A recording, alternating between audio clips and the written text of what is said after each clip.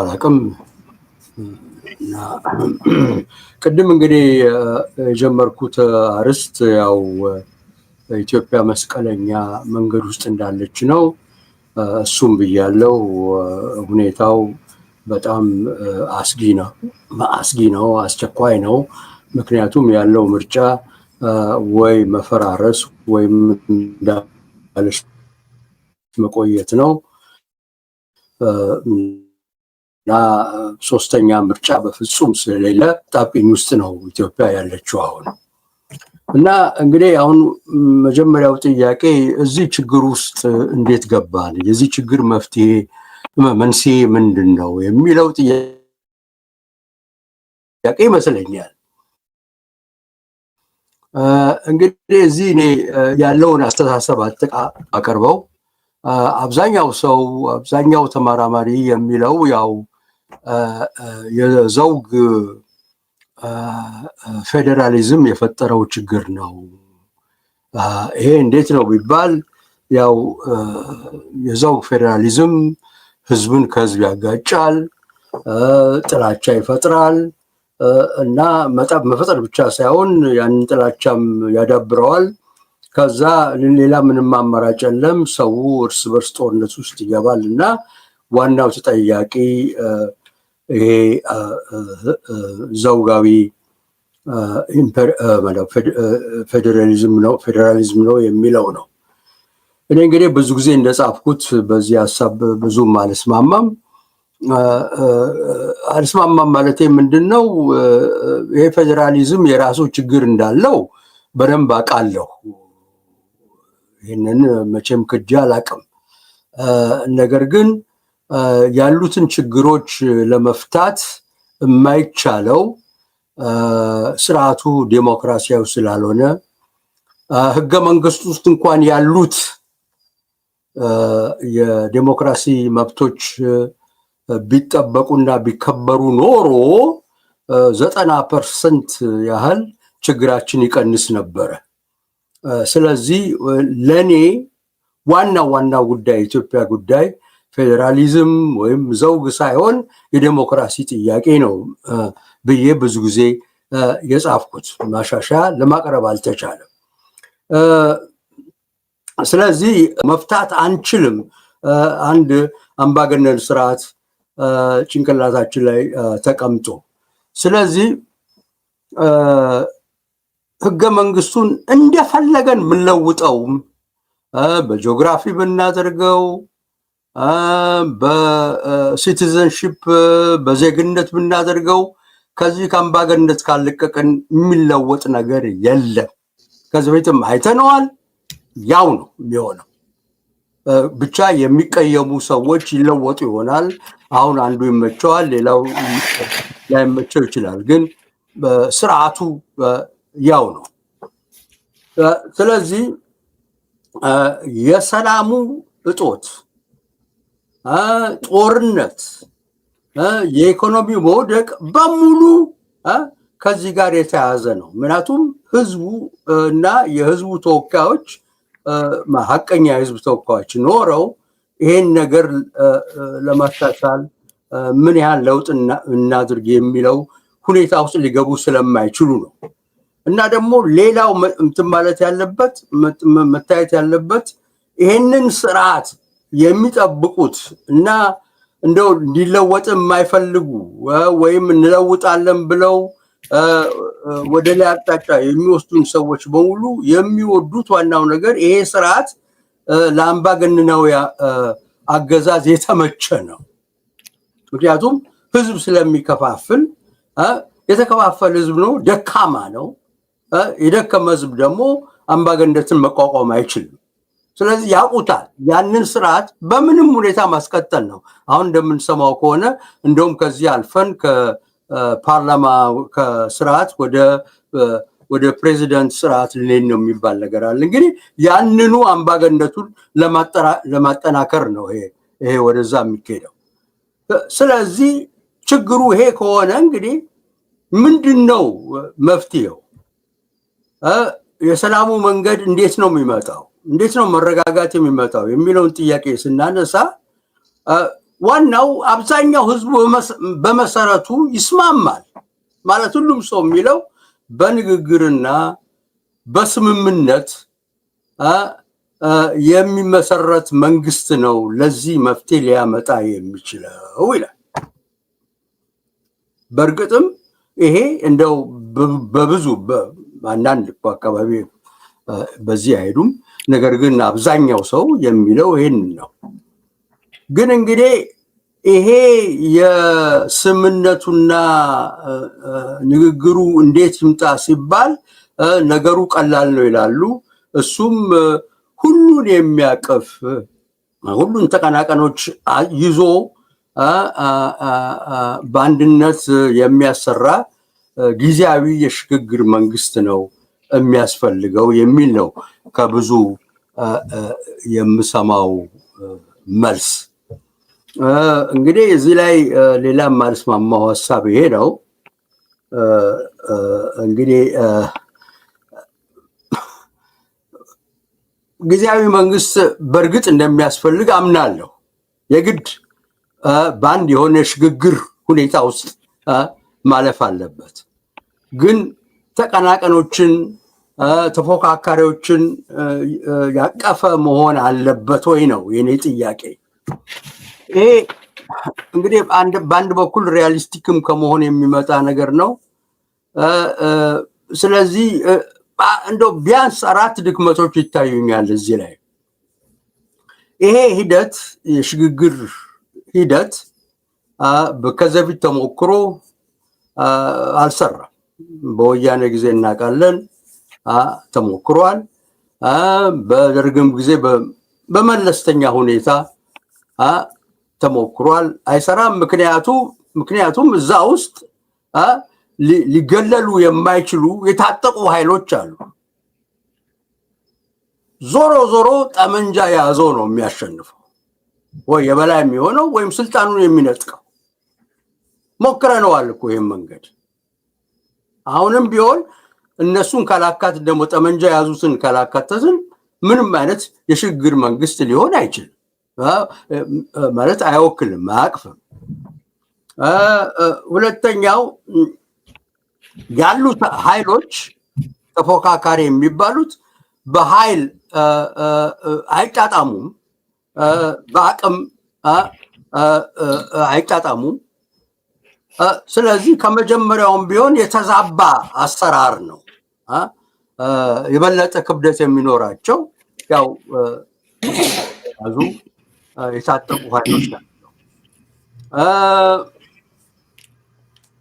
ሌላው ደግሞ የምመለከተው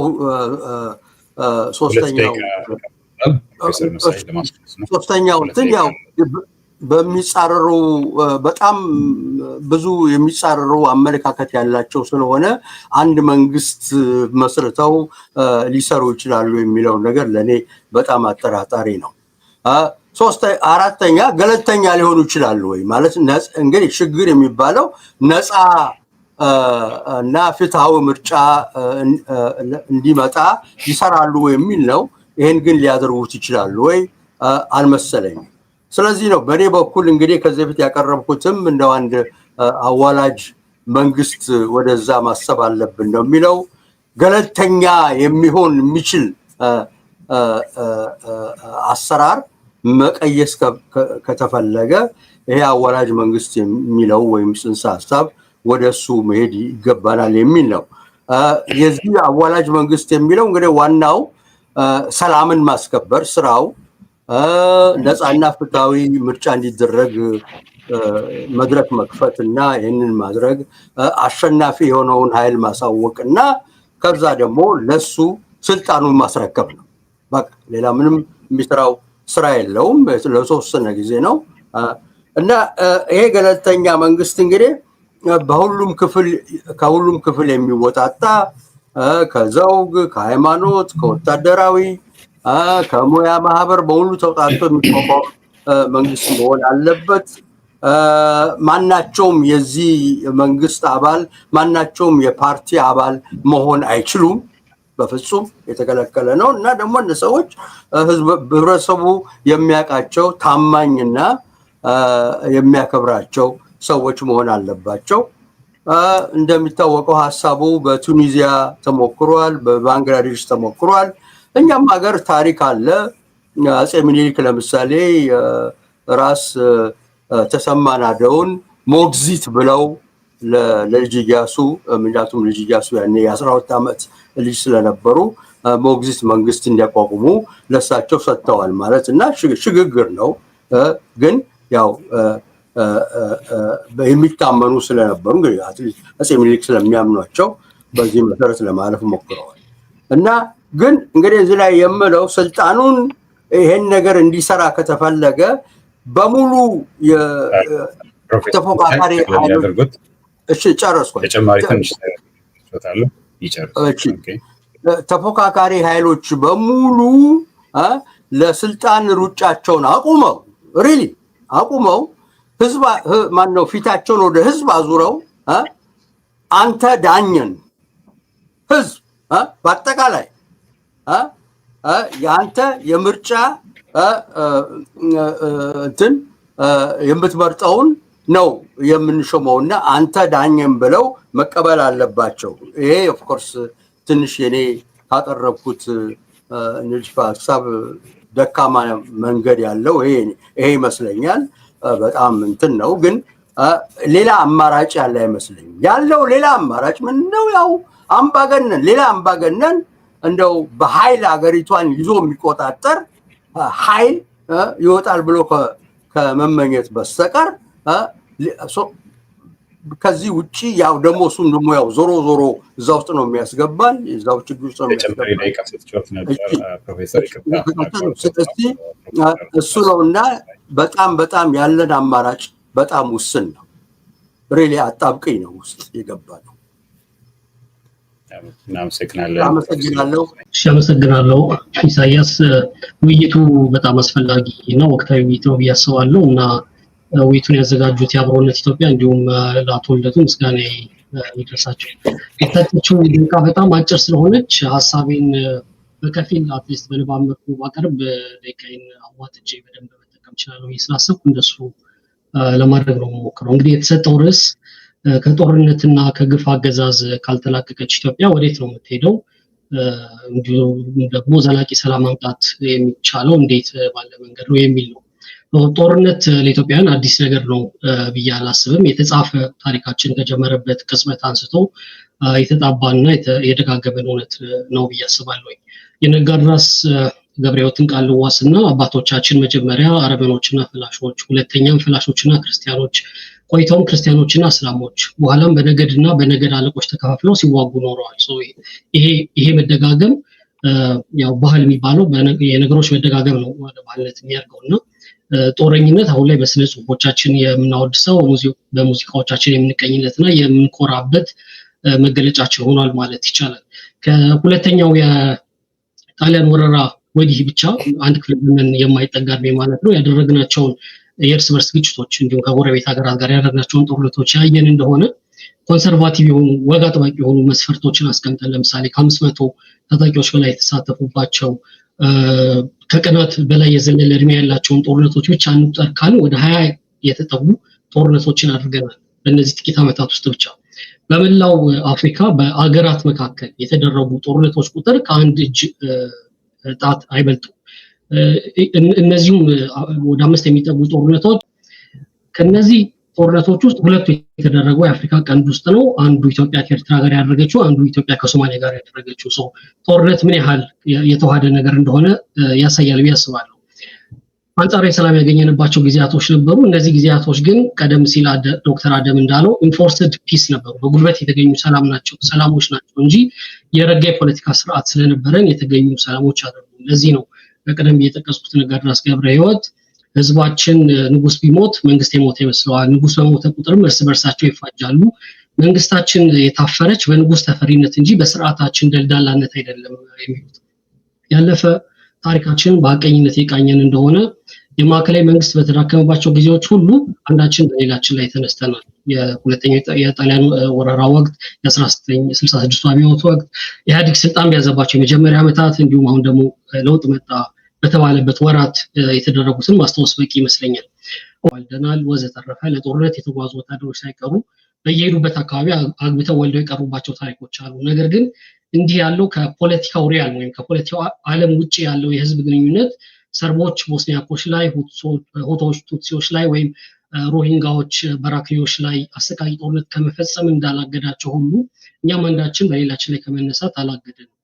በቅርቡ በትግራይ የጦርነት ወቅት አብሮ የኖሩ ጎረቤቶችን ጠቁሞ ማሳፈስ፣ በድምልክ ያለፉበት ንብረት መውረስ ወዘተረፈ እንደዚህ አይነት ድርጊቶች ከመሳተፍ አላገደንም።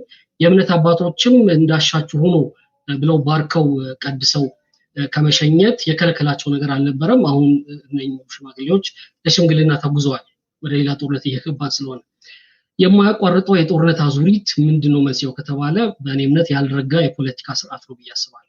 የረጋ የፖለቲካ ስርዓት የሁለት ነገሮችን መሞላት የግድ ይላል ብዬ አስባለሁ። ካልነዚህ ሁለት ነገሮች የረጋ የፖለቲካ ስርዓትን ማሰብ የህልም እንጀራ ነው የሚሆነው። እነኚህ ሁለት ነገሮች ምንድናቸው? አንደኛው የተናበረ የጋራ የፖለቲካ ማህበረሰብ ወይም ኮሄሲቭ ፖለቲካል ኮሚኒቲ የምንለው እንግዲህ ይሄ የተናበረ የፖለቲካ ማህበረሰብ በሲቪክ ቨርቹ በሲቪክ እሴቶች ላይ የተገነባ ሊሆን ይችላል፣ በናሽናል አይደንቲቲ ሊሆን ይችላል። በኢትዮጵያ ኮንቴክስት እኔ በሲቪክ እሴቶች ላይ የተገነባ ቢሆን የተሻለ ነው ብዬ አስባለሁ። ኤኒዌይስ እነዚህ ሁለት ነገሮች የተናበረ የጋራ የፖለቲካ ማህበረሰብ ወይም ኮሄሲቭ ፖለቲካል ኮሚኒቲ እና በፖለቲካ ማህበሩ ይሁንታ ያገኘ ሀገረ መንግስት ናቸው። የተናበረ የጋራ የፖለቲካ ማህበረሰብ በሌለበት ሁኔታ ይሁንታ ወይም ቅቡልነት ያለው መንግስት ሊኖር አይችልም። ስለዚህ በፋንታው የሚኖረው ምንድነው? አገዛዝ እንደፈለገ የሚናኝበት ሁኔታ ይፈጠራል ማለት ነው። አብዛኛው የአፍሪካ ሀገራት በሁለቱ ነገሮች ማለትም ከላይ በተጠቀስኳቸው ነገሮች ጉድለት የተጠቁ ናቸው። ስለዚህ የተናበረ የጋራ ፖለቲካ ማህበረሰብ በሌለባቸው ሀገራት ደግሞ ሁለት አይነት ግጭቶች ይስተዋላሉ ወይም ግጭት መነሾች ይስተዋላሉ። አንደኛው የብሔር ወይም የነገድ መስመርን ተከትሎ የማዕከላዊ መንግስት ለመቆጣጠር ነው የኬኩን ትልቁን ድርሻ ለመውሰድ የሚደረግ ግጭት ሲሆን፣ ሁለተኛው ደግሞ ከተቻለ የራስን ብሔራ ሀገረ መንግስት ተገንጥሎ ለማቋቋም ወይም እሱ ደግሞ ካልተቻለ የራስን ግዛትና የራስ ገዝነትን መብት እስከ ጥግ ድረስ ለማረጋገጥ የሚደረጉ ግጭቶች ናቸው። የሀገራችን ሁኔታ ካየን ሁለቱም አይነት ግጭቶች ነበሩ፣ አሁንም አሉ። የጋራ የፖለቲካ ማህበረሰብ ለመፍጠር ባለፉት ዘመናት ከአቅላጭነት ወይም አሲሚሌሽኒስት ፖሊሲ አንስቶ እስከ ሴሌክቲቭ አውቶኖሚ ወይም ከፊል ራስ ገዝነት ከዚያ አሁን ደግሞ ከ1983 በኋላ የመድብለ ብሔር ፌዴራሊዝም ወይም መልቲናሽናል ፌዴራሊዝም የመሰሉ ፖሊሲዎችን ተግባራዊ ለማድረግ ሞክረናል። የፖሊሲዎቹ ጠንካራና ደካማ ጎን ሊኖር ይችላል፣ ግን እነሱን ለጊዜው ወደ ጎን አስቀምጠን ሊያስማማን የሚችለው ብዬ የማስበው ነጥብ እስካሁን ድረስ የጋራ የፖለቲካ ማህበረሰብ መፍጠር አልቻልንም የሚለው ይመስለኛል። እንደኛ ለምሳሌ ካናዳ ወይም በዲቮሉሽን ወይም በመድብለ ብሔር የፌዴራል አወቃቀር ቢያንስ ግጭት ማስቀረት ችለዋል እና እኛም በአውዳችንና በልካችን የሚሆን መፍትሄ መስፋት ይጠበቅብናል ብዬ አስባለሁ። ይህም ማድረግ ካልቻልን የፖለቲካ ማህበረሰብ የጋራ የፖለቲካ ማህበረሰብ በሌለበት ሁኔታ ሀገረ መንግስቱና የሀገረ መንግስቱ መዘውር የሚታዩት እንደ መበዝበዣ መሳሪያ ወይም ኤክስትራክቲቭ ማሽን ስለሆነ መዘውሩን የሚይዘው አካል ወይም መዘውሩን ለመያዝ የሚሄደው አካል ሁልጊዜ መበዝበዝ ስለሆነ የሚያስበው ስርዓታዊ መንግስት መሆን አይቻለውም። አገዛዝ ከመሆኑም የሚድንበት አንዳች ዕድል የለውም። ህዝቦች ባሮች ይሆናሉ፣ ያሻውን ያደርጋል ማለት ነው። በታሪካችን ውስጥ ሁለትና ከዚያ በላይ የሆኑ ነገሮች ወይም ብሔሮች ወይም የነዚህ ብሔሮች አለቆች አብረው አገዛዝን የነቀሉበት ጊዜያቶች አሉ። ነገር ግን አሁን ለምሳሌ የቅርብ ጊዜው የኦሮማራ በዚህ መልኩ የሚታይ ነው ብዬ ነው የማስበው። ግን ትኩረቱ የጋራ ጠላት የተባለን አካል ማስወገድ ላይ እንጂ የጋራ የፖለቲካ ማህበረሰብ መፍጠር ላይ ስላልነበር አገዛዝን በሌላ አገዛዝ ከመቀየር ያለፈ ለውጥ ለማምጣት አልተቻለውም ብዬ አስባለሁ። አሁንም ቢሆን የሚደረጉ ማናቸውም አይነት ትብብሮች አገዛዝን በሌላ አገዛዝ ከመቀየር ባለፈ የጋራ የፖለቲካ ማህበረሰብ መፍጠርን ቅድሚያ ሊሰጡ ይገባል ብዬ አስባለሁ። ባለፉት ጥቂት ዓመታት በእነዚህ 7 ዓመታት ደግሞ የሄድንባቸውን መንገዶች ያየን እንደሆነ ከዚህ ቀደም ከነበረው የከፋ የሚያደርገው ብዬ የማስበው ኢኮኖሚያችንን ከማርቀቁ ባለፈ በመካከላችን የነበሩትን የማህበራዊ ክርሮች የምንላቸውን የብሔር፣ የቋንቋ፣ የሃይማኖት አስተሳሳሪ ክርሮች ሁሉ የበጣጠሰ መሆኑ ነው።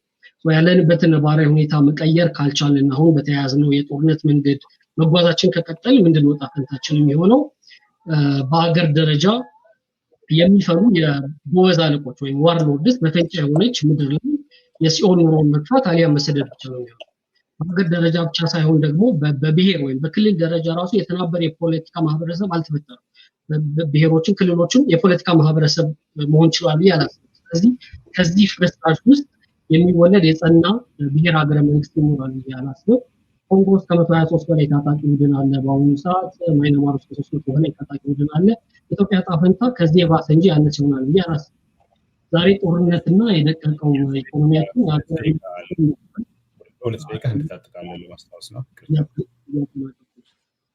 የሀገረ መንግስት መፍረስ ለማምጣት ኢኮኖሚና ጦርነት እኔ ይቀርማሉ የሚሉበት ሁኔታ ላይ ነው የምንገኘው ቀደም ሲል ያነሳቸው ጉዳዮች እንዳሉ ሆኖ ደግሞ በዚህ ላይ የተጨመሩት ያገዛዙ ግዴለሽነት አለ የልሂቃኑ በጣም በተለያየ ጽፍ መገኘት አለ የምንኖርበት ቀጠና ላይ ያለው ጂኦፖለቲካዊ ውጥረት አለ የዓለም ዋልታ የአንድ ዋልታ ስርዓት መናጋት አለ እነዚህ ሁሉ ሲታከሉበት አደጋውን ዘርፈ ብዙ ያደርጋል ያስባሉ ስለዚህ ምንድነው ማድረግ የሚቻለው ወደሚለው ስመጣ ሶስት ነጥቦችን ይቻላል የመጀመሪያው ሁላችንም በያለንበት ሐቀኛ የሆነ የራስ ግምገማና ግለይስ ማድረግና ለአመክንዮ ቦታ መስጠት መጀመር አለብን ሁለተኛው በጋራ ጠላት ላይ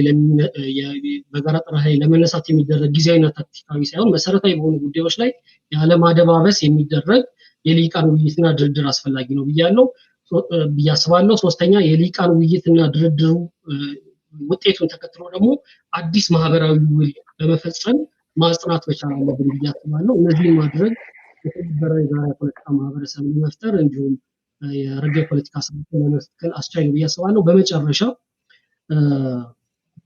የተከፋፈለ የፖለቲካ ማህበረሰብ ይፈልጋል አገዛዝ ብያስባለሁ ስለዚህ በራሱ ተነሳሽነት ያደርጋል ይሄንን ብዬ ስለማላስብ አገዛዙን ማስገደድ መቻል አስፈላጊ ነው ብያስባለሁ ለዚህም ሰላማዊ ትግል ማድረግ እና ተወልዶ እንደሚያደርጉት ማለት ነው በጣም አስፈላጊ ነው ብያስባለሁ አንድ ነገር ብቻ ብዬ ላጠናቅ ወደ ምን ፈልገው ወደ ሰላማዊ ህይወት ለመሸጋገር ባለፉት አመታት በጣም ስለሆነ የተቋሰል ነው ያለ ሽግግር ጊዜ ፍትህ አባሳዎቻችን መሻር ይችላሉ ብዬ አላስብም ኦፍ ኮርስ የሽግግር ጊዜ ፍትህ በጣም አዳላጭ የሆነ ኮንሰፕት ነው ምክንያቱም ትሬድ ኦፍ ስለሆነ ሰላም በማምጣትና በተጠያቂነት መካከል ያለ ግብይት ስለሆነ ማለት ነው ግን ከነ ሳይድ ኢፌክቱም ቢሆን ከነ ጎንዮሽ ጉዳቱም ቢሆን ልንችለውና ልንሸከመው የሚገባ አማራጭ ነው ብያስባለሁ በድጋሚ ያመሰግናለሁ